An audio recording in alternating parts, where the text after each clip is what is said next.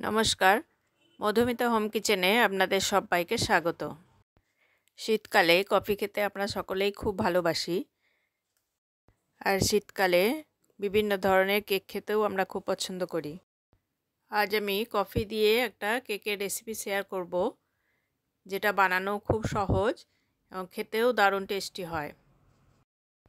চলুন তাহলে শুরু করা যাক আজকের রেসিপি। প্রথমেই 1 টেবিল চামচ ইনস্ট্যান্ট কফি পাউডার নিয়ে নিলাম। এবার হাফ কাপ গরম দুধ দিয়ে এটাকে গুলে নেব। খুব ভালোভাবে গুলে নিয়ে ঠান্ডা করার জন্য এটাকে রেখে দেব।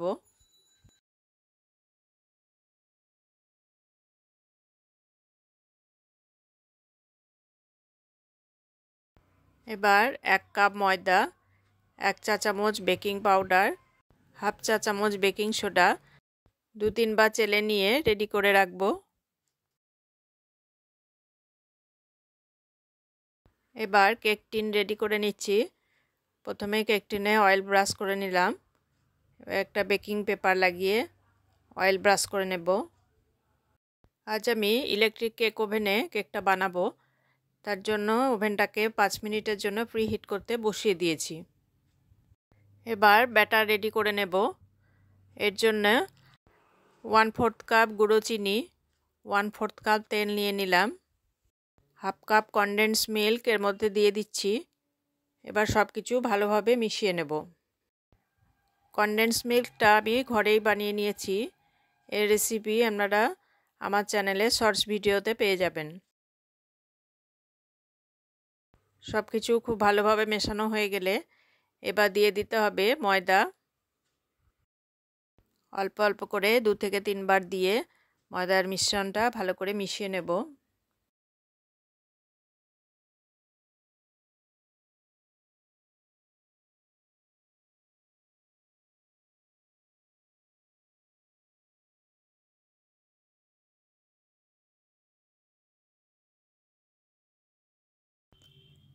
এবার ঠান্ডা করে রাখা কফির মিশ্রণটা অল্প অল্প করে দিয়ে ভালো করে মিশিয়ে নেব।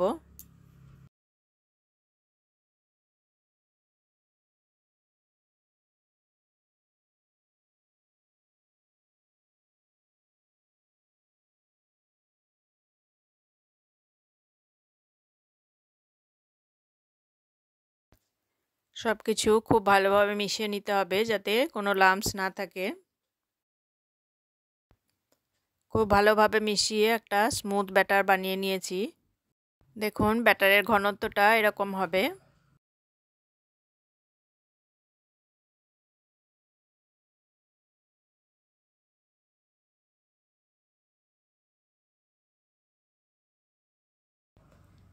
কেক টিনের মধ্যে ব্যাটার ঢেলে নিয়েছি।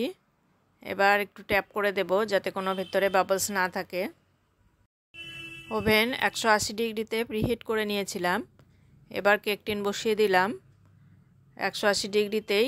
এবার ঢাকা দিয়ে কেক হতে দেব। গ্যাস ওভেনেও আপনারা সেমভাবে কেকটা বানিয়ে নিতে পারবেন। একটা ভারী তলাযুক্ত পাত্রের তলায় 1 কাপ লবণ দিয়ে ঢাকা দিয়ে হাই ফ্লেমে 5 মিনিট মতো গরম করে নেবেন। এবার কেকের পাত্র বসিয়ে লো ফ্লেমে ঢাকা দিয়ে 30 থেকে 40 মিনিট মতো কুক করে নিতে হবে। 25 মিনিট পর আমি কেকটা চেক করে নিলাম।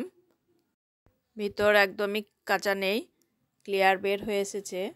এবার ঢাকনা খুলে নিলাম।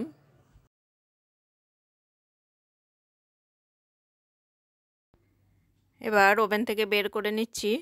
ঠান্ডা করার জন্য কিছুক্ষণ রেখে দেব। কিছুটা ঠান্ডা হয়ে গেলে এবার একটা নাইফের সাহায্যে চারপাশটা একটু ছাড়িয়ে নেব যাতে খুব সহজেই কেকটা বের হয়ে আসে। এবার উপরে একটা প্লেট বসিয়ে নিয়ে আমি কেকটাকে উল্টে নিচ্ছি।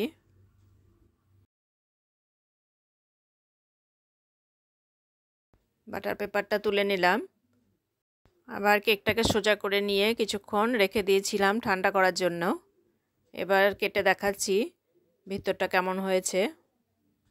আজকের এই রেসিপি যদি আপনাদের ভালো লাগে অবশ্যই লাইক, কমেন্ট ও শেয়ার করবেন।